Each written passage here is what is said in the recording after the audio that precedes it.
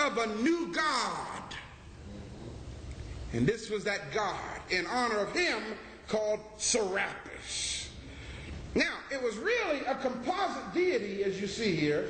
Again, as I said, made up. It looked kind of dumb, don't it? But hey, you know, the Egyptians had to give him something to appease him. Okay? And as you see here, over here is the Greco-Roman version of Serapis, the painting.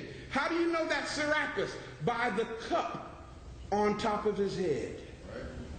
Y'all see it? Now, what year are we talking here? Greco-Roman, 135 BCE. So this can't be Jesus. If he had existed, it can't be Jesus. You follow what I'm saying? This is the image that the Greeks made the Africans worship. Yeah, buddy.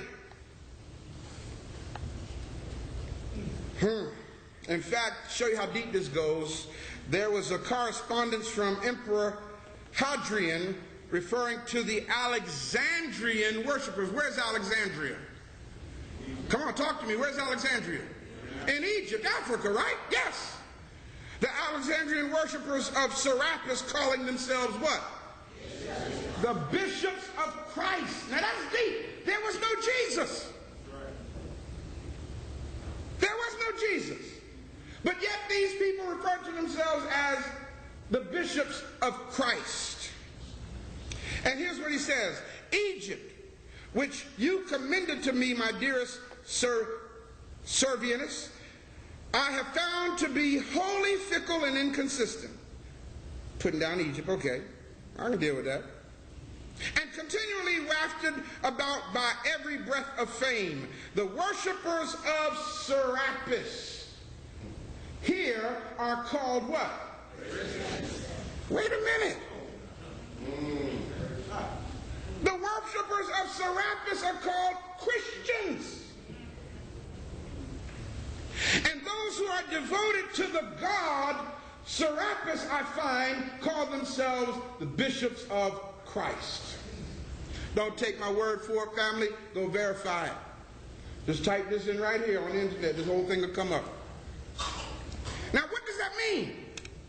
That means, brothers and sisters, that in Africa, this image of Serapis that goes all the way back to 350 BCE had become the object of worship.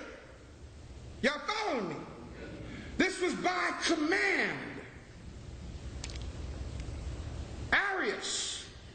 Everybody say a brother called Arius. A brother called Arius. He had a problem with it. And he made some noise about it. They say this, and I wonder how true it is. The only thing necessary for falsehood or evil to triumph is for good men or women to remain silent. Follow what I'm saying? Falsehood was on the loose.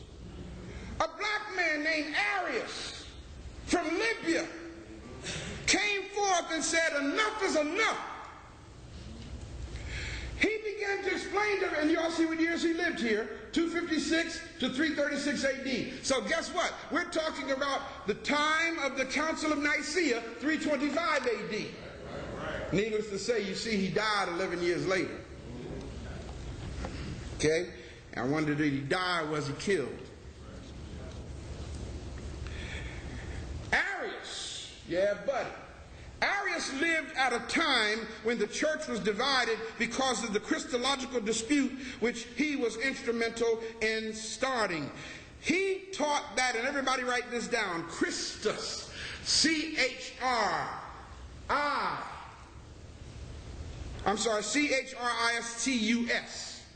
Christus.